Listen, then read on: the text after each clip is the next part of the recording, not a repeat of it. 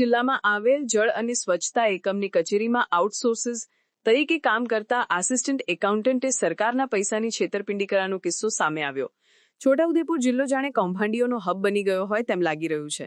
થોડા જ સમય પહેલા કૌભાંડીઓએ 21 કરોડનો ચૂનો સરકારને લગાવ્યો હતો અને ફરી છોટાઉદેપુર ખાતે આવેલ જળ અને સ્વચ્છતા એકમની કચેરીમાં આઉટસોર્સિસ તરીકે કામ કરતા આસિસ્ટન્ટ એકાઉન્ટન્ટ તિમિર પટેલે સરકારને ચૂનો ચોપડ્યો છે।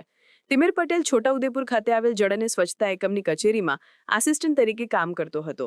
યોજનાની વિવિધ રકમ સરકારના કામોમાં વાપરવામાં આવતા હતા, પરંતુ મસમોટી રકમ આવતી હોય ત્યારે તિમિર પટેલની દાનત બગડી અને જે રકમ આવતી તે પોતે લઈ લે તેવો મનસૂબો બનાવી નાખ્યો। કોઈ અધિકારીને જાણ ન થાય તે રીતે જે કામ કરતો તેમની હસ્તકમાં રહેતા કચેરીના ચેકો તથા આરટીજીએસ ફોર્મ તથા વિભાગ તરફથી આવતી અલગ અલગ ગ્રાન્ટના નાણાંની રકમ ચેકોમાં ભારી માસ્મો યુનિટ મેનેજર અજય ચૌધરી તથા જિલ્લા સંયોજક કયુરભાઈ નાયકની પોતે ખોટી સહીઓ કરી તેમજ તે ચેકો સાથેના આરટીજીએસ ફોર્મમાં ઓફિસના સિક્કા મારી તેના પર જિલ્લા સંયોજકની ખોટી સહીઓ કરી આ ચેકો તથા આરટીજીએસ ફોર્મમાં યુનિટ મેનેજર અને જિલ્લા સંયોજકની ખોટી સહીઓ કરેલાનું જાણવા છતાં આ દસ્તાવેજનો સાચા તરીકે ઉપયોગ કરી પંજાબ નેશનલ બેંકમાં ખોટી સહીઓવાળા ચેકો તથા આરટીજીએસ ફોર્મ જમા કરાવી પોતાના ખાતામાં જમા કરાવી દેતો।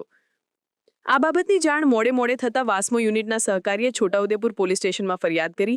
ફરિયાદ બાદ તિમિર પટેલે 10,09,750 પરત જમા કરાવ્યા। પરંતુ નવાઈની વાત એ છે કે આટલા સમયથી સરકારી પૈસાની જે છેતરપિંડી તિમિર પટેલ કરી રહ્યો હતો તેની જાણ કેમ ન થાય। જ્યારે આ બાબતે તિમિર પટેલને પૂછવામાં આવ્યું તો તેણે એવો જવાબ આપ્યો કે કોઈના પણ ગળામાં ન ઉતરે તેવું જણાવ્યું। મારાથી ભૂલ થઈ તે વાત પણ તેણે ખુદ જણાવ્યું। મારું મગજ અસ્વસ્થ હતું। આ કેવી રીતે થયું તે પણ મને ખબર નથી। હું ખુદ પોલીસમાં હાજર થયો છું। મારી ઓફિસમાં પણ જાણ કરી છે। જો મારું મગજ સ્વસ્થ હોત તો આ કાર્ય ન થાત। મને અત્યારે પણ સમજમાં નથી આવતું કે આ કેવી રીતે થયું। હાલમાં પૈસાનું શું થયું તેનું ખબર નથી।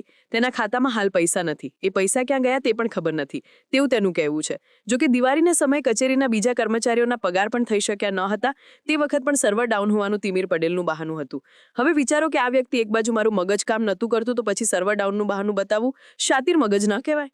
જો કે આ તમામ બાબતને લઈ પોલીસ હવે કાર્યવાહી કરી રહી છે અને ખૂબ મોટી કહેવાય તેવી રકમની છેતરપિંડી કરનાર સામે કેવા પગલાં લેવામાં આવે છે તે હવે જોવું રહ્યું।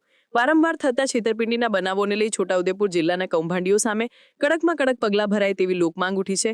હાલ તો જળ અને સ્વચ્છતા એકમમાં આવતા સરકારના પૈસા કેવી રીતે રિકવર કરવામાં આવે છે તે પણ જોવું રહ્યું।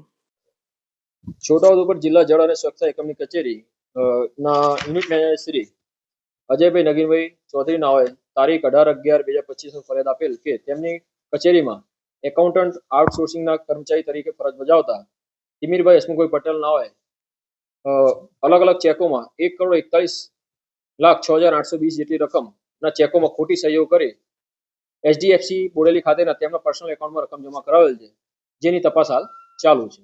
હાલમાં પોલીસ આરોપીના બેંક સ્ટેટમેન્ટ તેમજ સરકારી એકાઉન્ટ જે બેંકમાં છે તેમાંથી માહિતી કઢાવવાનું ચાલુ છે। સમાચારની અવનવી અપડેટ જોતા રહો નિખરતા ગુજરાત ન્યૂઝ સાથે। નિખરતા ગુજરાત ન્યૂઝને લાઇક, શેર, સબસ્ક્રાઇબ કરો અને બેલ આઇકન દબાવીને સમાચારની ઝડપી માહિતી મેળવો।